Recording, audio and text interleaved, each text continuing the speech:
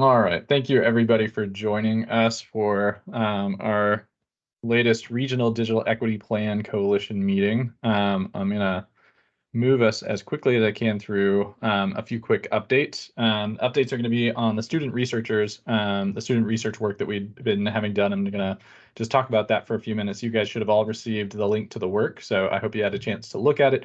If you have any suggestions, if you have any comments, feel free to reach out. We're going to also talk about BEAD funding. That might sound like gobbledygook to everybody, but we'll cover why that's going to be important for the work that we're doing. We're also going to skip the introduction to the DHCD Affordability and Adoption Coordinator because he's not going to be able to make it. And then we're going to move quickly into the stakeholder engagement opportunity with People Inc. and CIRCAP. I wanted to offer, because we have a couple of new people on the line outside of the People Inc. and CIRCAP group. So from the Charlottesville Area Community Foundation, I believe it is, Mr. Alex, would you like to introduce yourself?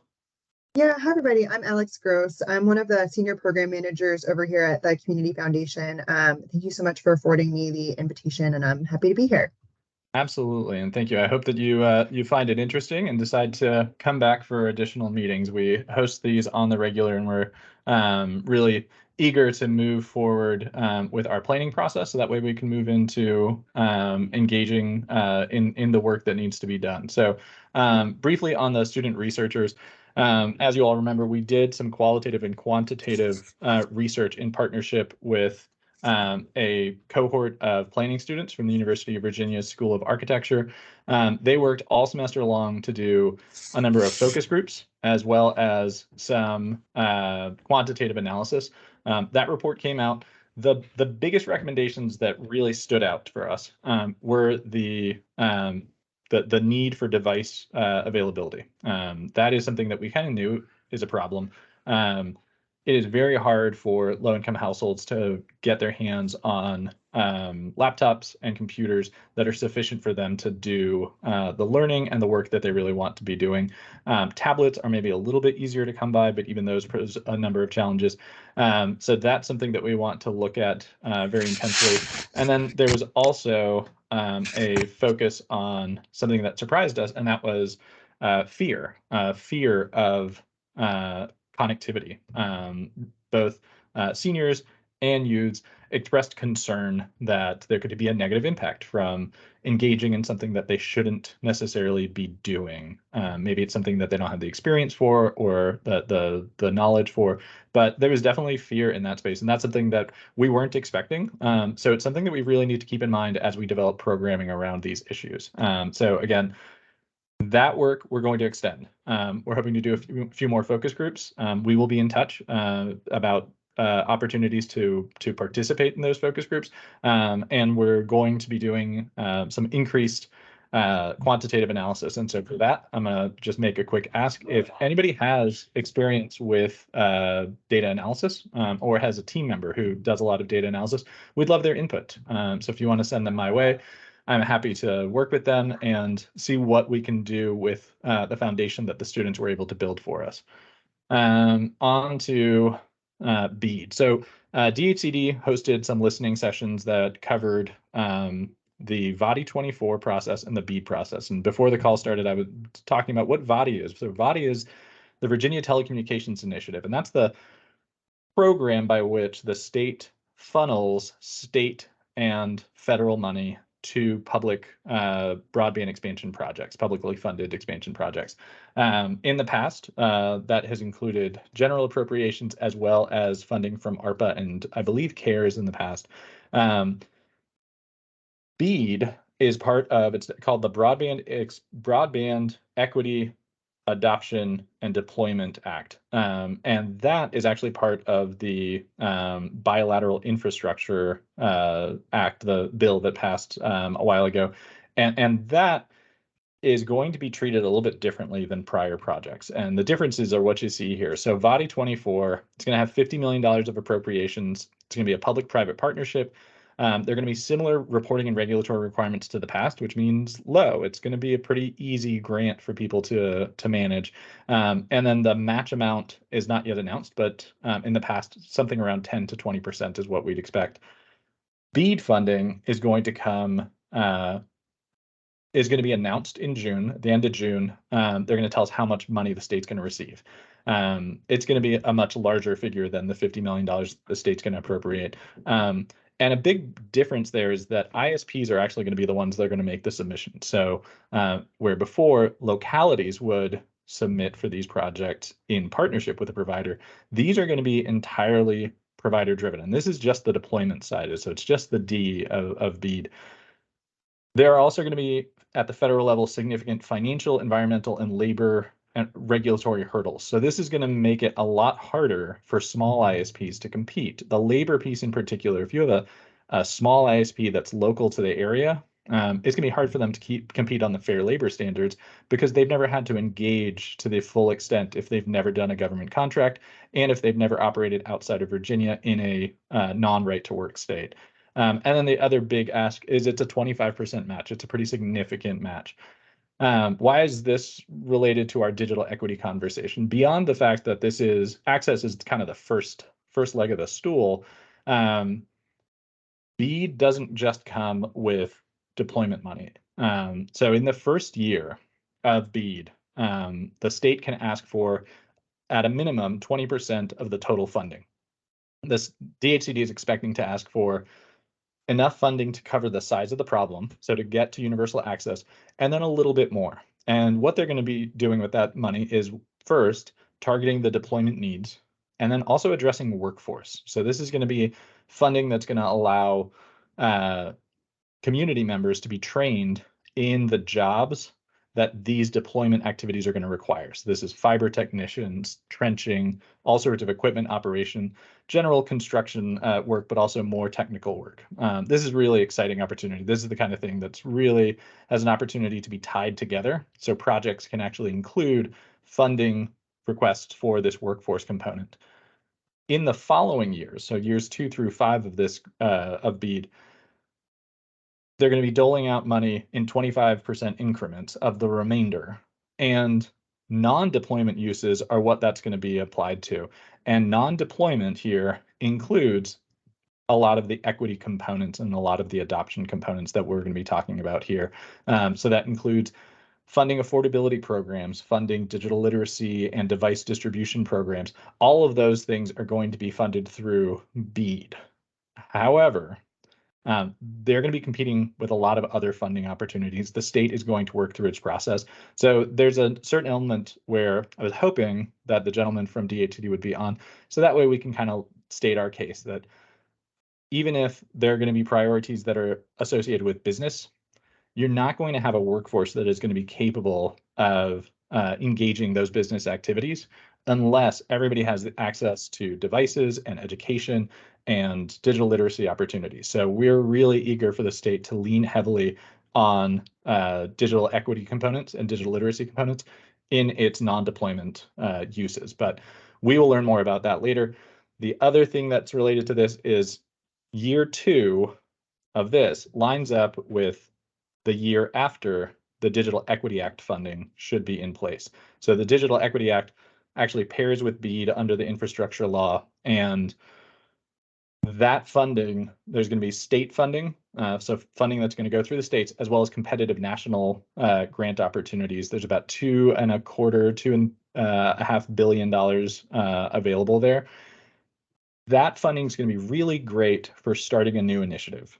And if the timing and the sequencing works, the BEAD funding can be some of the sustaining funding that keeps a program going past its first few years. So that way you have a chance to see which programs succeed, how you're going to fund them, and then have time to find permanent sources of funding for those programs. So when you're thinking about programs that might be helpful to address digital equity needs, this is the funding sequence that we're going to have. Digital Equity Act is going to come first sometime next year. BEAD funding is going to follow in 2025 and beyond. So just something to be chewing on. But with that, I am all done. So I'm going to stop sharing and I'm going to introduce And I apologize if everybody's hearing my phone ringing. I'm going to introduce Brandy Day from People Inc. And Brandy, if you want to start by just introducing yourself and introducing your team, and then we can go around the room real quick. I know we've done that a few times, but that way everybody can introduce themselves and say where they're from and what role they play or would like to play in digital equity in the future. So Brandy, do you want to get started? Sure. So I'm Brandy Day. I am a program developer with People Incorporated of Virginia, and we are one of the community action agencies that has been assigned by the Virginia Department of Housing and Community Development to work on a needs assessment and regional plan. And for the North Central region, and relevant to you, that includes Greene County and Louisa County in the Charlottesville metro area. Peggy, I will let you introduce yourself. She's my partner with this. Hi, everybody. I'm Peggy Hobbs. Excuse me. I work with Skyline Community Action Partnership. We're based in Madison, and we serve Greene, Madison, and Orange counties. We are partnering with People Incorporated on this needs assessment and regional plan that Brandy is doing certainly most of the heavy lifting on. But for the purposes of this particular assessment, we are including Louisa County, and just trying to, at this point, get people to come to focus group meetings. I think Madison actually had a decent turnout today, but it's been hit or miss for the region that we serve anyway. And I would like to interject here. We're going to be talking a lot about how DHCD has assigned these regions and that process after we introduce ourselves. And I will also say that, so for those of you who might be familiar with MACA, the Monticello Area Community Action Agency, they're our sister agency in the area. But we're the ones working on this because DHCD assigned them regionally. There's 10 agencies on this, and Lauren, I will let you introduce yourself now.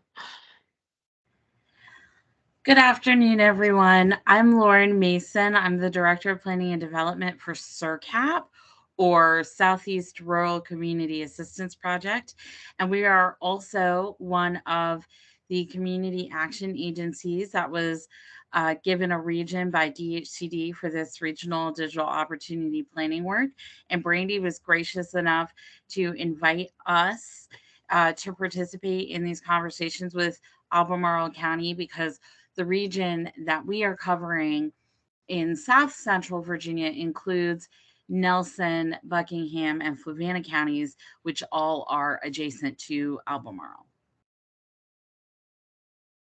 And then I'll pass it on to my colleague, Amanda. Hi, I'm Amanda Kelly, also with SURCAP, and I'm assisting Lauren in working on the broadband outreach and focus groups for our region. So Jason has had to step away for just a minute, so he's put me in charge very, very trustingly. So we're going to continue with introductions, and I'll just start with myself. I'm Ashley Hernandez, and I work with Albemarle County in the Office of Economic Development, and been partnering with Jason and Mike since they started this several months back, and I'm just looking forward to seeing some really positive changes in equity and access to connectivity for all the people in our communities and surrounding communities. And then I'm going to pass it on to my friend Ed Brooks, who can then pick someone else. Thank you very much, Ashley. I appreciate that. I am with Albemarle County in a relatively new role as program coordinator for the B.F. Yancey School Community Center, which is in southern Albemarle. More precisely, we're 7 miles west of Scottsville. and we're bordering Nelson, Buckingham, and Fluvanna counties. So although we operate as a community center, which is a new model in Southern Albemarle, we have 6 resident agencies. We do have a couple of community strategic partner groups whose footprint actually extends into Northern Buckingham, Western Fluvanna, Eastern Nelson. So this topic of broadband outreach, broadband accessibility, we had a very good conversation, group conversation, community conversation with the broadband office back in April that was well attended. And so this is an equity issue for us in terms of getting access, excellent access to broadband capability. And I will hand it off to someone I don't know, but Kelsey, you're the first one up here next to Jason's name. Thanks, Edward. Right. My name's Kelsey Whelan. I am the manager for digital equity and learning for Albemarle County Public Schools. So one aspect of my job, besides technology integration in general in classrooms, is managing our ACPS at home program, which we partner with the county broadband office to accomplish. So that looks like getting kids connected via Comcast if they live in the service area, or sending home Khajiit hotspots, again, if they're in a service area. There are still a small percentage of kids and families that we can't reach because neither of those options work. So I just look forward to hearing more from you all and improving that process and digital equity in general. I'll pass it back to Jason. I don't like cold calling people. Thank you for that, Kelsey, and thank you, Ashley, for filling in for me. My youngest has a sore throat, and so she is with me today. So that presents all sorts of fun opportunities to interrupt. I am Jason Fuentes. I'm a planner by trade. Everybody else, I think, has heard this. I was a paramedic for about 10 years. Then I raised kids for 7 years. And then I decided, it'd be really fun in the middle of having a bunch of kids to go back to school. So I got my master's in planning, and then made my way to the county by way of the Office of Equity and Inclusion, and then the Office of Broadband, which really married some of my biggest interests. Also somewhere in the middle of that, I was a technology journalist for a number of years. So if you Google me, you can find some really boring reviews of devices that are now ancient. My role, I was brought on actually to address the affordability in broadband accessibility and affordability office, and that's the name of our office. My director is Mike Culp. And as I was doing that, I got to work with a lot of the people that are on this call, especially Wanda, as well as people from Java and Ed, and so many other people. And one of the things that we kept hitting is the reality that when you have community organizations working in this space, they don't just serve Albemarle County residents. They don't just serve city residents. They serve residents pretty much anywhere that'll come to them. And so that means it was really imperative for us to start looking at ways to incorporate more. And so that was the birth of this coalition here, is that we wanted to start with our nearest neighbors. So the county brought the city on board, although I will note, I don't think there's anybody from the city on the call right now. We also brought the University of Virginia on board. And that's a really great opportunity because it gives us the opportunity to pool our resources, pool our ideas, and try to work as a community to develop plans for our area and develop solutions for our area. So with that, I am going to look around and I'm going to throw it to Wanda, who I haven't seen on a call in a while. And I'm really sad for that. We got to find something else to do. No, I've been here, Jason. You just haven't seen me. I even attended your, I guess, town hall type meeting with the information with the students. So I've been there, awesome, just hidden in the background. I love it. And I am Assistant Director of Social Services for Albemarle County. We are very interested in working with Jason in this process and in making access of equitable, because a lot of the state systems for services that we can provide residents are now technologically linked up with the state. So you don't have to come into the office anymore to apply for benefits or receive information or turn in your verifications or any of that stuff. And our entire eligibility unit is now not in the building and will not be returning to the building. So keeping that access and making sure that we are allowing people not to have barriers is critically important to our success. And so we are grateful and thankful to be involved in this way from the beginning when we first started talking about this. It was a And it's long time interesting to ago. see how much it grows. Yeah. I guess I will pass it to Robert.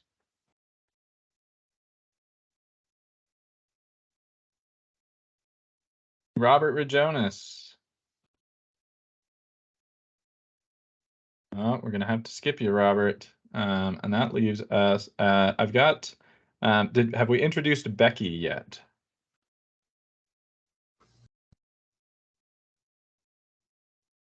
Becky, would you like to introduce yourself? Yes, unmuting here. I'm Becky Phillips. I'm on the board of directors for Skyline Cap, and I'm just becoming informed. So, Oh, wonderful. thank you. All right. Well, unfortunately, we do have an awful lot of accepteds that aren't on the call. So I'd say with that, Brandy, we can come back to you and get started talking about what we're all doing here. Okay, so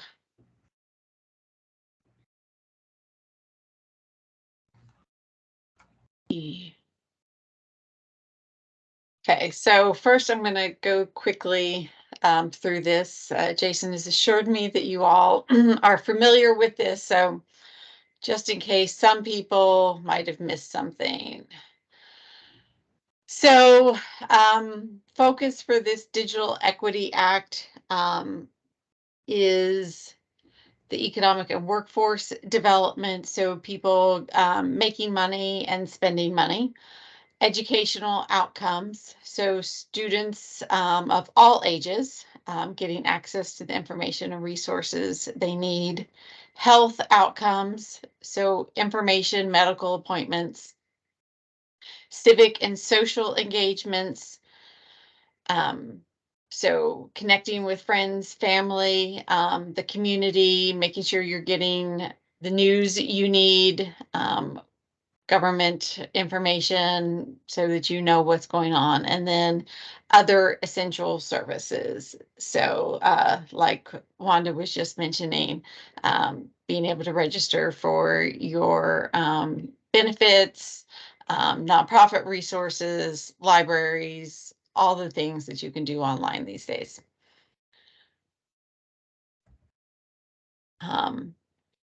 Target populations, it's, as it says, almost everyone. So low-income households, aging individuals, we'll refer to those as, I can't remember what I was told is the newest term, but seniors, presumably the over 65 crowd, because otherwise it'd be literally everyone as we're all aging. Incarcerated individuals, veterans, disabilities, English language learners, or those with low levels of literacy, people with racial or ethnic minorities, and those primarily in rural areas. So, you know, outside of Albemarle, Charlottesville. And then these are the two big areas, the broadband availability and affordability, online accessibility and inclusivity. This is the one topic that really hasn't been mentioned, and it's when you go to a government website, are you able to find the information you need? Is it understandable? Is it navigatable? Can you is it in the language you need and words you understand? Is it accessible for people with disabilities? And then digital literacy, online privacy, and cybersecurity. I like to refer to this as all the things that have gone wrong since people started using the internet. So it's not just about scams and identity theft. It's about problems with social media and disinformation and online predators and, like I said, everything, the bad part, the warnings and things that we need to consider, and then the device availability and affordability. One important thing to consider as we're planning is that the Digital Equity Act requires these particular partners for implementation. So that's the workforce agencies, labor organizations and community-based organizations, and then institutions of higher learning. So those are the required partners. Lots of other partners can and should be involved, but when we're thinking about programs, definitely want to make sure that we're thinking about programs that these organizations can be involved in. And this is the part where I talk about the region. So this map here on the right is how DHCD broke up the state for creating plans. And so those areas in white, which include Charlottesville, Albemarle, are the areas that are doing their own plan. So they did not get a community action agency assigned to them. The other colors are where community action agencies are working on regional plans. So the yellow area is CERCAP and where they're working. The blue area north of that is People Incorporated and Skyline Cap, and where we are working. The map on the left is a sort of blown up area of where we are working. And we have divided our area, large as it is, into multiple regions because we are writing regional plans. And so we've divided that into the Northern Shenandoah Valley, the Greater Prince William, Loudoun County area, and the Piedmont area. So one of the first things I want to talk to you about today is how we actually want to break up the region that is in and around Charlottesville and Albemarle. So there's lots of ways to do this. The state has been breaking itself up into many different patterns for many different years. So we have the planning district here. So if we looked at planning district as the digital equity region, that would be combining part of CERCAP's region, part of our region, plus the work of Albemarle and Charlottesville. We could look at the workforce investment area since they are a key partner in that, which would do all of that plus Planning District 10, which is all within our service area. And so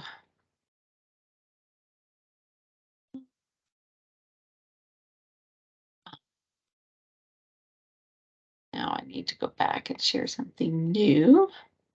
And to sort of facilitate this in the most expedient way, I've set up a series of polls, and I should have gotten you ready for this. So for those of you who can, go online to pollev.com/BDAY856. You can also text your answers. I'll drop that link into the chat for everybody. Oh, that's handy. Thank you, Jason.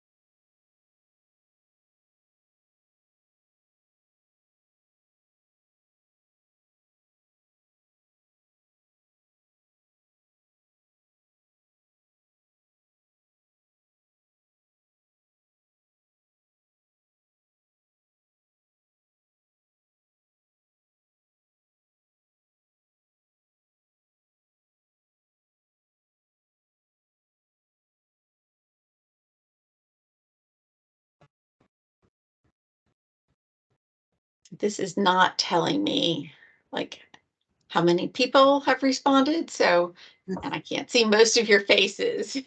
So if everybody we think has responded now, what are our thoughts, especially those who said other? What is an idea for other?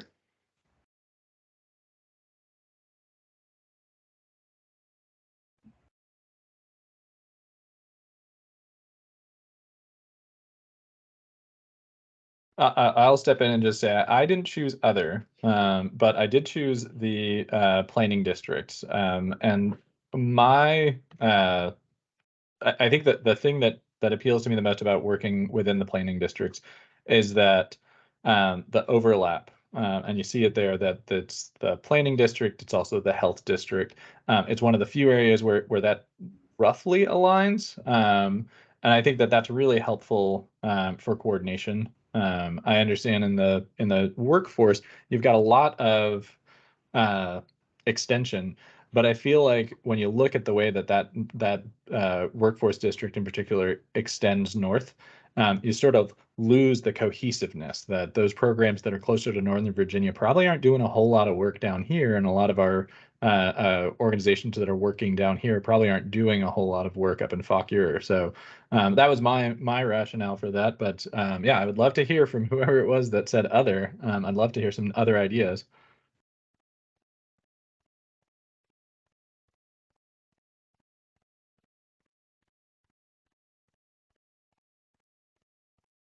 Jason, I agreed with you. I'm just chiming in so that we can break through the silence barrier. It made sense to me. That made sense to me, to divide it based on, or to name it rather, based on the health districts specifically, just because of access and provider accessibility. And I feel like it would address all the needs most effectively. And just to throw in, there's that option for one for Charlottesville, Albemarle, and one for surrounding areas. I don't want anybody to think that our working to develop a digital equity plan means that we don't want to work with our partners outside. For us, I think the immediate need was to recognize that our communities are very much intertwined on a day-to-day basis. And so every one of our community partners is going to be bringing some of our neighboring counties with them, and so it's important for us to want to work more cohesively with them. I think at the moment, though, a lot of what we're doing is going to be focused on addressing immediate needs inside of our community, and so that's why we've started this process, this digital equity planning process. But I think that as we move forward, more coordination across the board is a really good idea.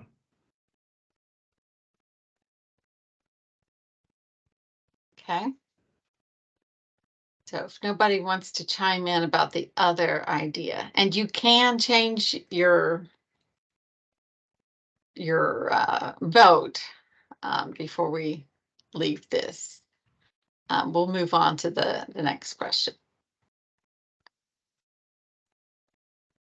So this is something you can type in, because how you define digital equity, this is one of the key points of the plan. It's sort of the thesis statement of what we will be working with.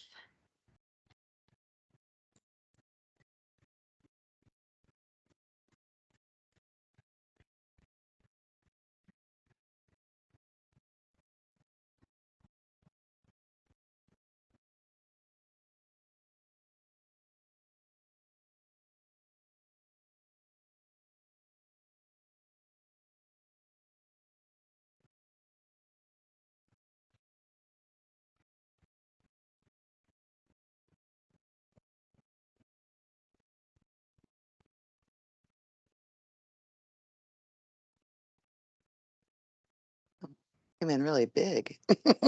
Yes, it is definitely a flaw with the program. It will get smaller, but yeah, not ideal. I'll scroll down in a minute.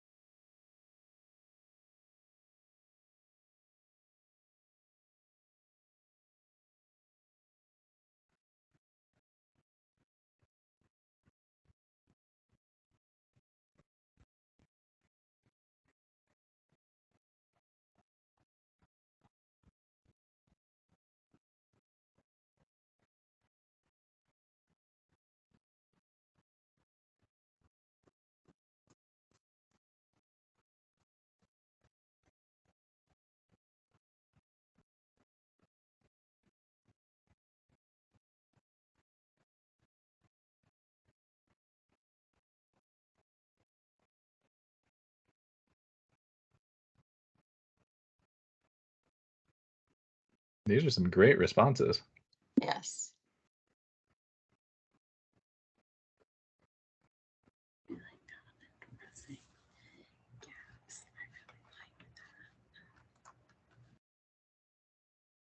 That long one that's on right now, that's one from the National Digital Inclusion Alliance, which is a great resource for this sort of work. And I threw it in there because it's actually the language that they used got included in the Digital Equity Act. So the language in the act actually reflects this definition here. So what you're saying is you cheated. I did. Plagiarism's not cool, Jason. Yeah, I saw that somebody cited the Department of Ed Tech and was like, yeah, that's nice.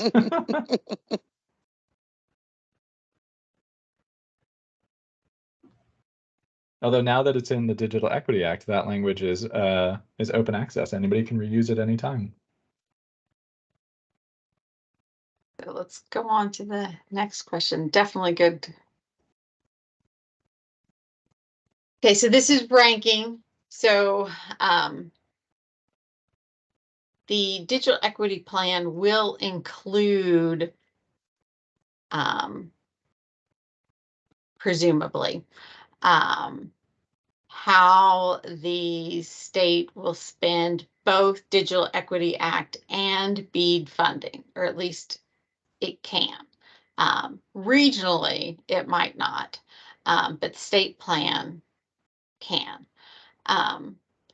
But I would like for you to answer this question thinking about your particular region and what's most needed there.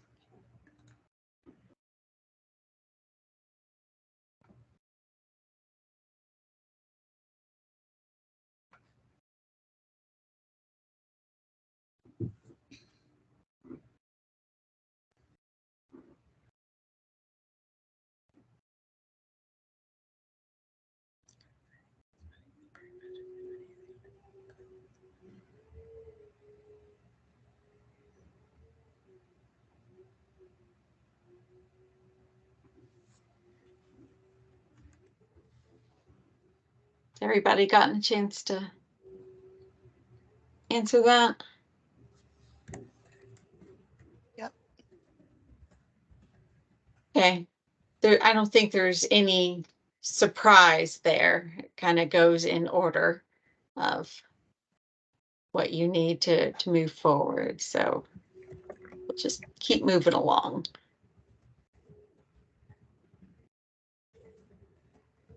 So again, because there's going to be limited money available, you're going to have to target what you do. And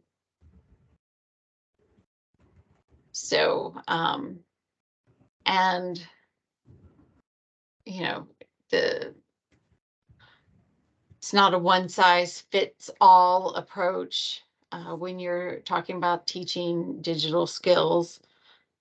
So as you're developing programs, where do you see the most specific needs in your region? And you're all from Albemarle County, but if you can think regionally, that would be really helpful.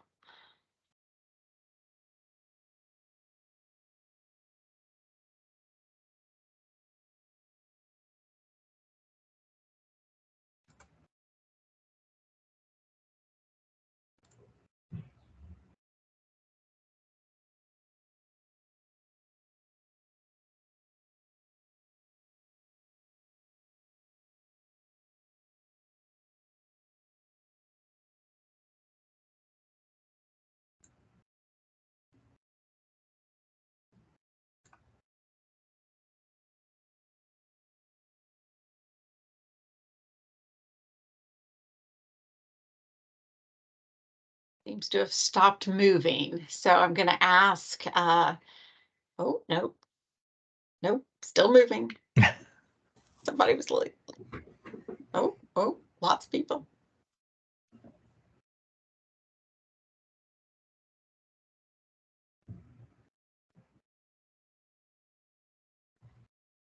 Okay, I think it's stopped moving now. So I'm going to ask, who are the other populations that you think we should target?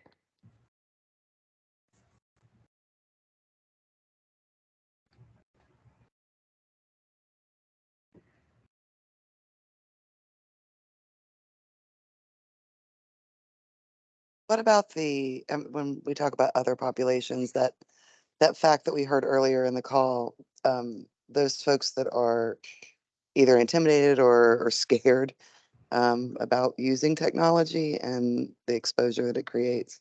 My mom's one of those people. Okay. Refuses to have an online bank account because she's absolutely sure the government's watching her. Good. And I think that is an important important group to consider, Yeah. because I don't think that that's necessarily a age Unnecessary. or other demographic or characteristic. I think it's a I think that can be mindset. prohibitive too, to access to quality resources as well. Again, I can see that from a personal perspective. It makes it very difficult for her to look for employment or healthcare resources or community resources because of her inability to navigate online.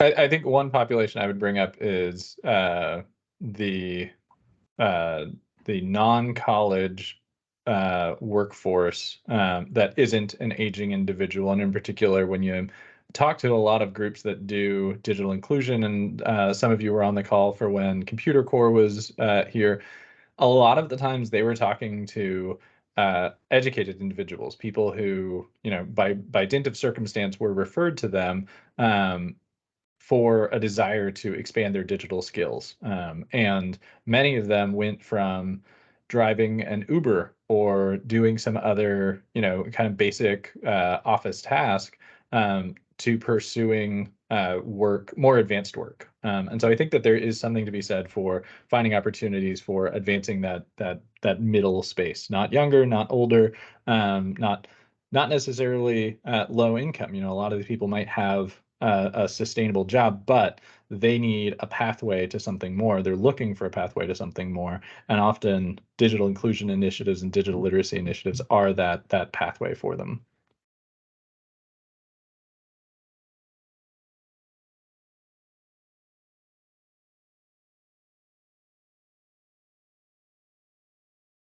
Okay. I think that's a good point too, especially with, all the jobs that AI might be taking over. We're going to have to train them to do something else, like run the AI.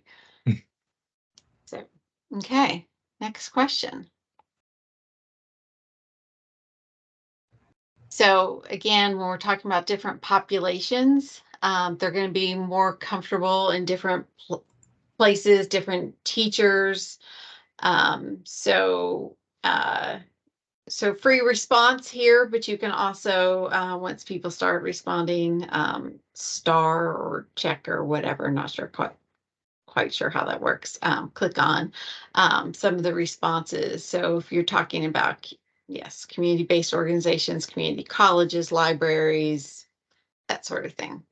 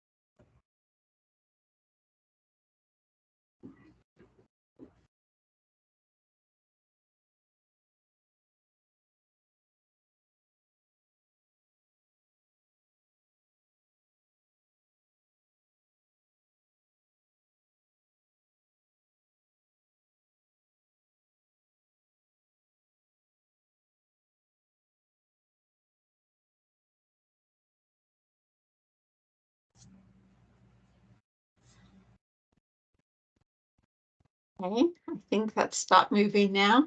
Does anybody have any particular thoughts they'd like to share about this? Like matching population to source of education or anything like that?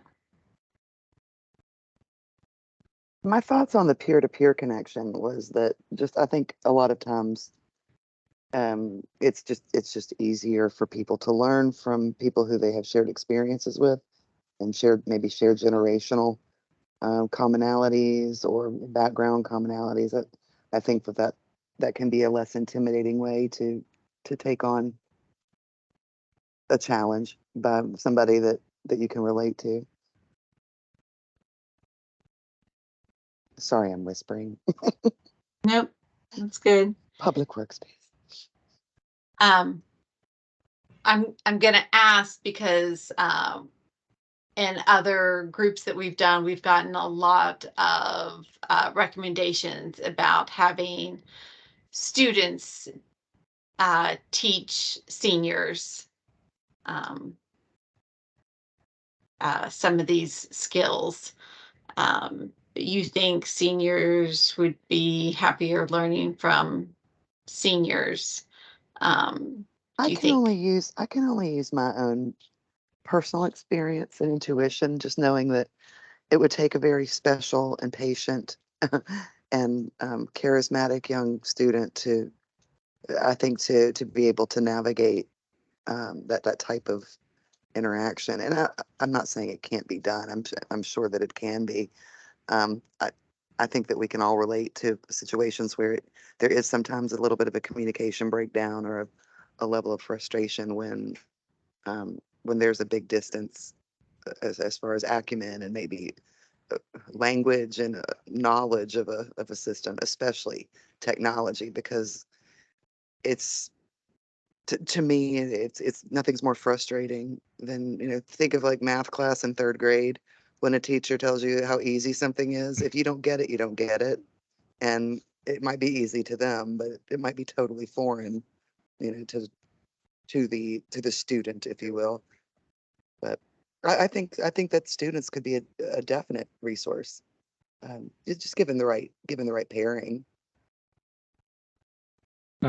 I'll say, and this is from one of the focus groups that we conducted, there was an expression of disappointment by some of the seniors at the senior center here when they would engage in some of this programming that was focused around students, teaching them skills.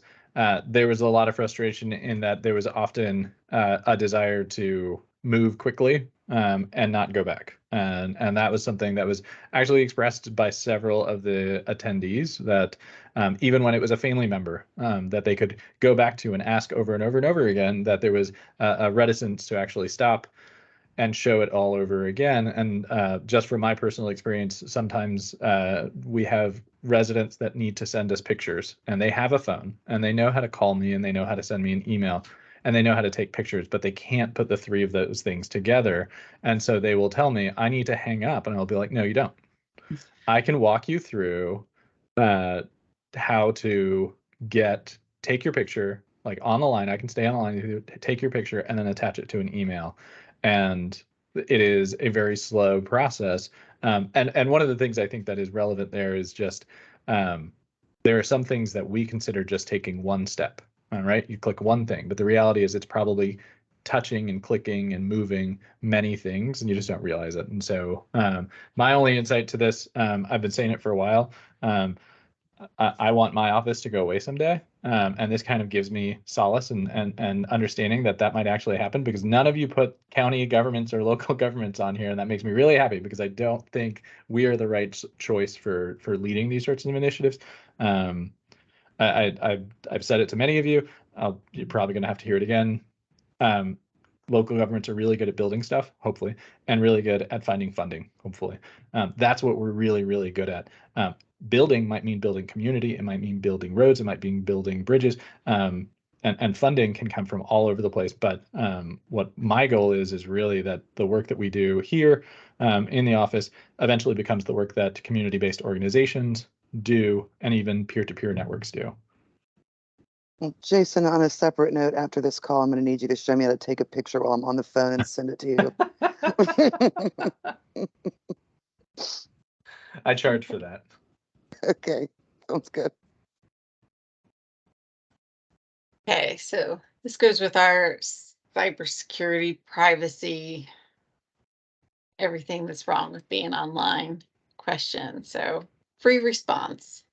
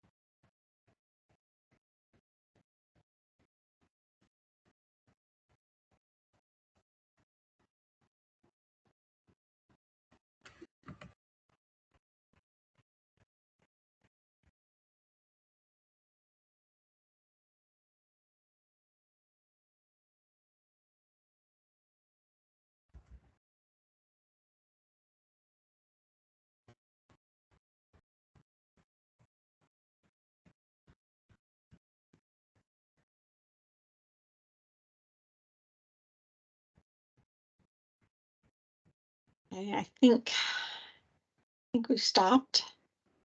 So we're gonna talk about now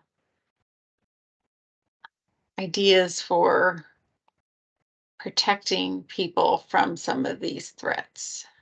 Again, it's a free response, but you can vote for ideas that pop up.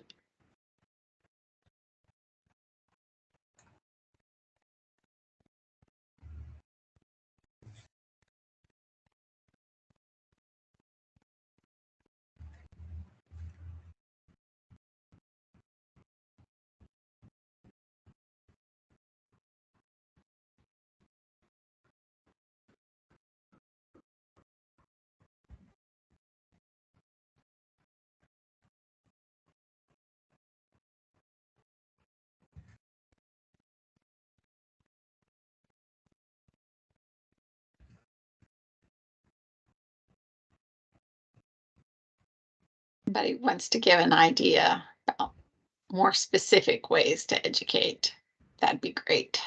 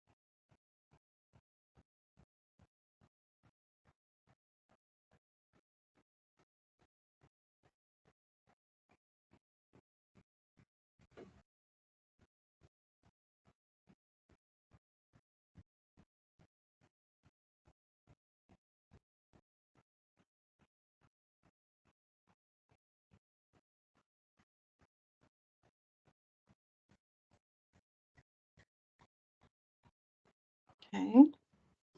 A tough one. Yeah, it is. It's a tough one. So this is another way to focus that question about who people are going to trust to provide them information about this.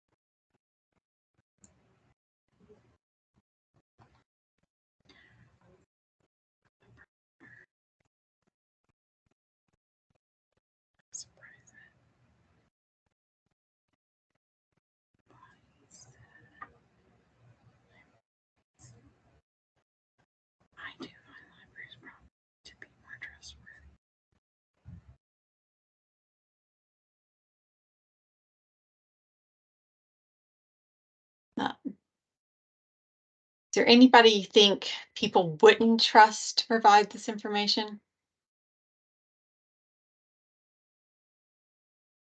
I think the government of all capacities could be difficult for especially some of the populations we outlined out of either fear or distrust or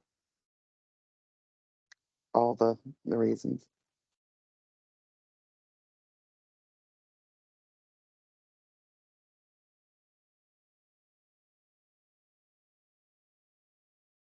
And my thoughts too on like the internet provider or banks, credit card companies, et cetera, is that my instincts are that it's always trying to sell me something. I'm always being trying to sold, buy something, some protection or be angled in a way that is beneficial to their bottom line or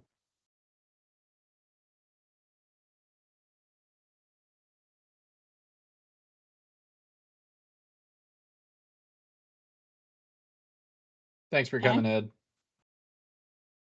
bye, Ed. Thank you. Let me know the next time, all right? Yep.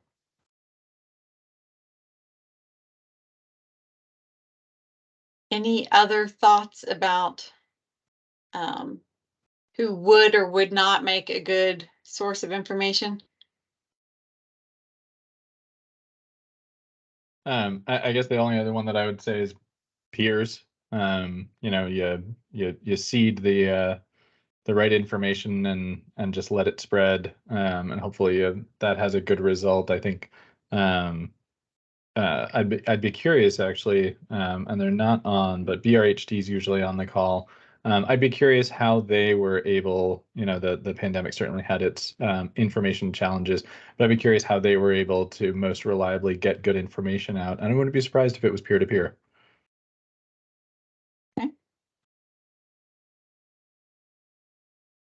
Okay, so these are not all the possible ideas, but it's a good way to get us started. And then the next question is going to let you type in your own ideas.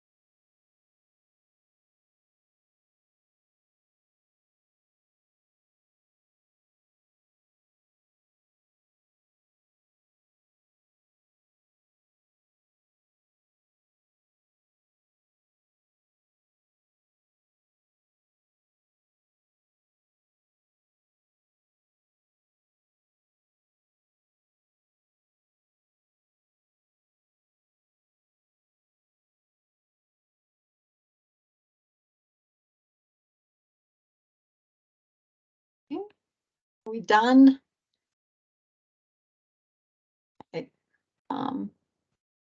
Let you type in your own responses now.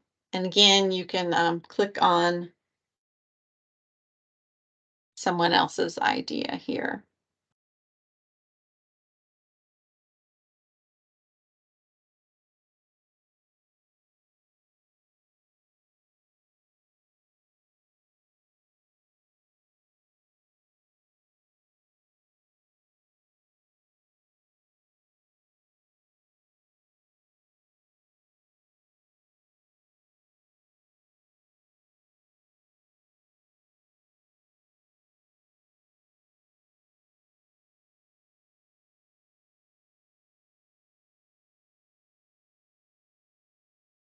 Perhaps I should have started with the hard questions.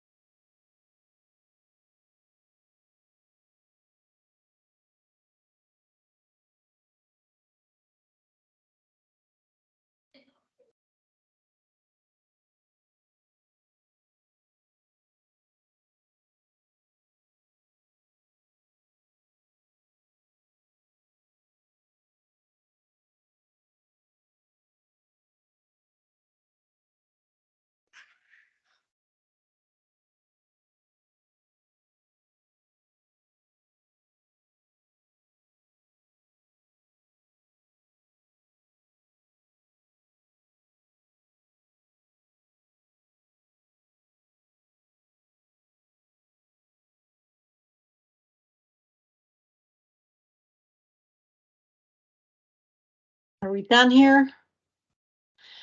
What are our thoughts on this? I have not heard about employer incentives. That was obviously well received.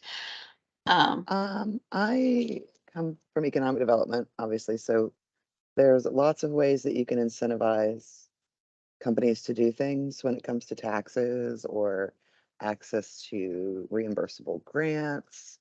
And I don't know what that looks like because I've never worked on a program like this, but I'd imagine that this obviously couldn't be the sole source of access for most people, but I think it could lighten the load or reduce the burden on other avenues that some of the populations that aren't employed, that are either seniors or unemployed or underserviced. But if someone's gainfully employed and a family of four, it's not ideal, but at least it's a device in the household, just to maintain connectivity. I wrote before I thought, but I'm sure again there's some incentive that would be out there that could be considered by businesses, whether it's a tax abatement or a rebate or something of that nature. So you guys get creative.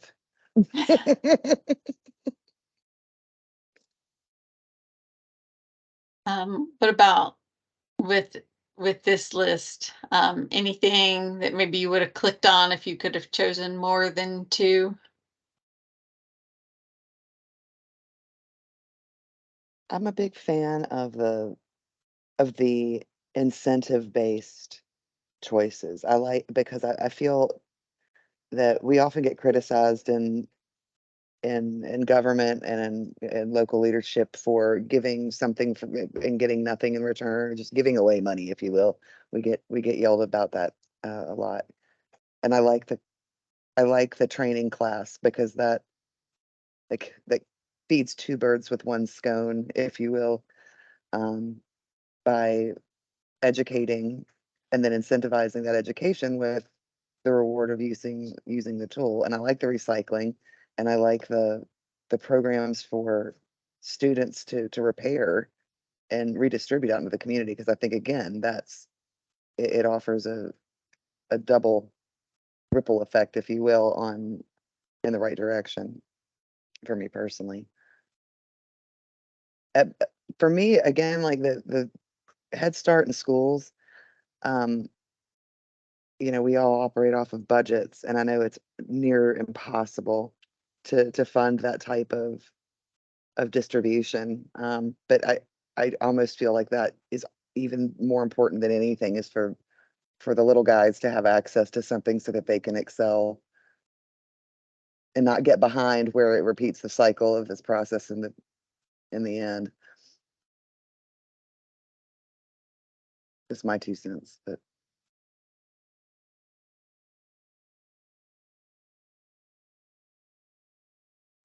Anybody else have something to say?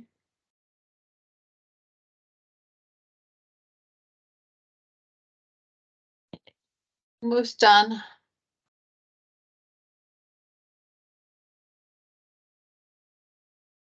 Again, after this, we'll discuss other options.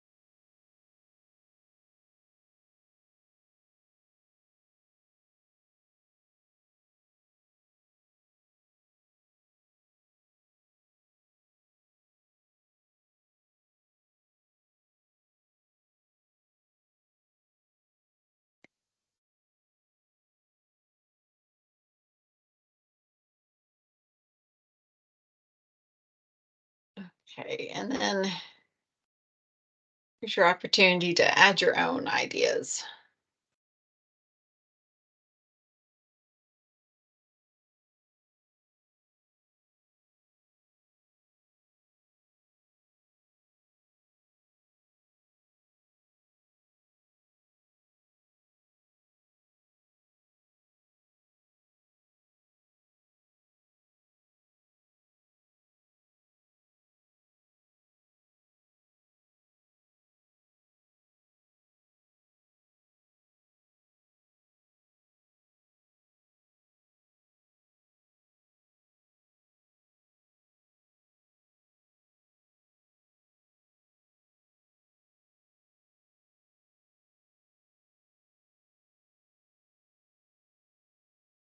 I got nothing.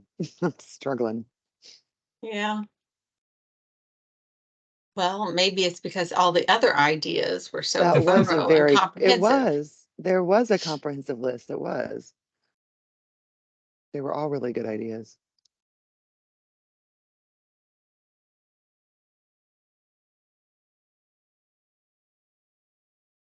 Jason, I'm just I gonna was gonna say guess that's a that you. Jason did that one. Calling it. Yeah, I mean, this one's tricky for me because this is obviously the water I've been swimming in for the last 2 years. When you go back to the prior question, the reality is that almost all of those are happening with varying rates of success, varying rates of adoption, and that's why we've got this grant to increase the actual enrollment in these programs, and why we think that pairing it with other programs is so important. In terms of competition, what I just described is sort of the biggest way to encourage that competition, because we don't have any mechanisms for forcing competition. In fact, in most legislation, we're precluded. So we can either directly invest and become the competition, or we can just take opportunities to do the work that the providers would otherwise, pass cost on to residents for, offer that access to literally to just pipes in the ground at a decreased cost.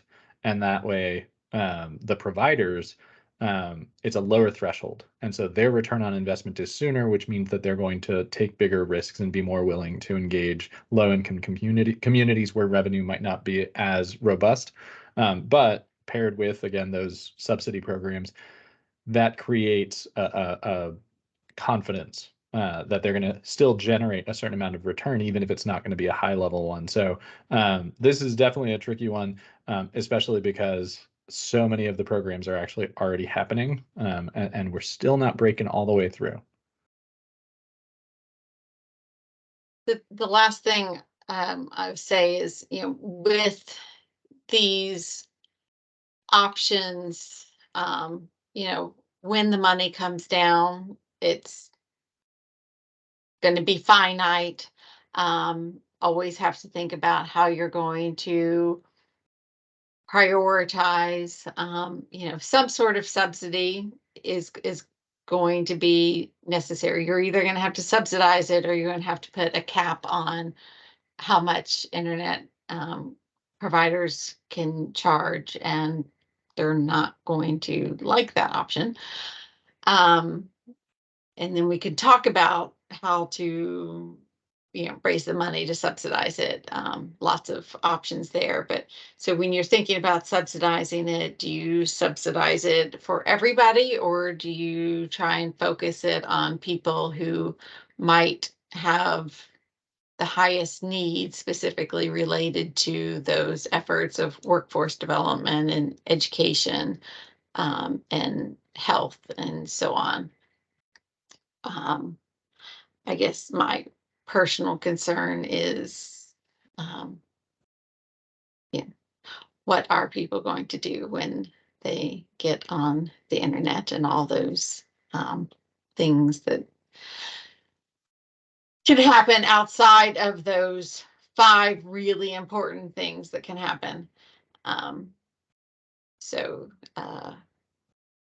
making specific targeted markets of those who have children and enrolled in school and need to have affordable internet so their kids can do what they need to do when they're at home.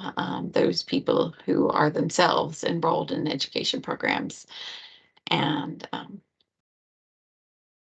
need internet access, or doing workforce development programs and need to be able to apply for jobs or take training classes or whatever online. So does anybody have any thoughts about subsidies, restrictions, no restrictions, who might be a priority? I mean, I know you just clicked on some things, but since those little descriptions were not necessarily clear as they might have been. Anybody has any final thoughts before you take your afternoon nap?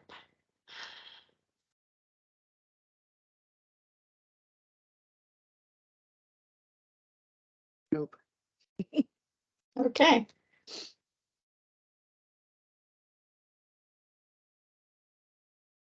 Okay. Then I'm done. All right. Well, thank you so much, Brandy. And thank you all for all of you that stuck around for the whole thing. I think that was it was really appreciated. Again, this state effort, this is all happening in coordination and partnership with DHCD. So the plan that we're building on is going to be very similar to the plan that the state's going to be building on. It's going to be hopefully includes a lot of the information that we're gathering both through Brandy and Skyline Cap and SERCAP, as well as the work that we're doing for our own Area 1. I want to just thank Brandy and Lauren and Peggy and Amanda for joining us, and Becky as well. You guys are always welcome to join. They're going to be happening every month. We'll keep you on the list if you guys want to be. If you want us to stop emailing you, just let me know. Thank you, Alex, for joining us for this. We really appreciated you sitting in, and would love to have you join us if you're interested. We'd also just love to talk to you and talk about opportunities that the our office and our coalition can work with the foundation. And then lastly, I wanted to give you guys a preview about what we're going to be doing next month. So as the teams from the CAAs know, they've got a hard deadline of August 1st for their submission. So they're going to be doing a lot of work over the coming weeks and months. Our deadline's a little bit softer because ours is kind of going to be an attachment. What I'd like to see, though, is over the summer, I'd like us to work on asset mapping, which we talked about last month. And I'd really love to spend some time doing some authoring, in particular about priority areas that are going to be of concern for our communities, and then ways that we can address those priority areas. That way, as the state moves into their authoring time, when they start putting pen to paper, our ideas are available to be included in those plans. So expect me to start asking you guys for more of your time so that we can start doing some writing. For next month, I wanted to give us a broad overview of digital equity issues in Virginia, where they are, how they're being addressed. So Chris Ali, who's actually a member of the coalition, formerly at UVA, now at Penn State, and also serves on the FCC's Digital Equity Commission. He's going to be just giving us a rundown. He's done a couple of papers statewide about these issues, and so he's going to give us a rundown of what the landscape for digital equity in Virginia looks like. You guys can guess. Rural has less than urban, poor has less than wealthy, but there's a lot of nuance in there, and so we're going to let him talk about that, and then talk about more about the programs that exist. So I'm really excited for that. And with that, if anybody else has any last comments or any announcements, questions? I've learned a lot today. Thank you for sharing some of those suggestions and those strategies. That to see that kind of on paper, if you will, was helpful to put things in context about what it looks like moving forward. I think that was really beneficial for me. Thanks. Good timing. Also, you got 4 minutes. Yeah, You timed this perfectly. You guys nailed it. All right. Well, thank you guys so much. Thank you, everybody. I'm going to stop the recording if I can figure out how. There it is.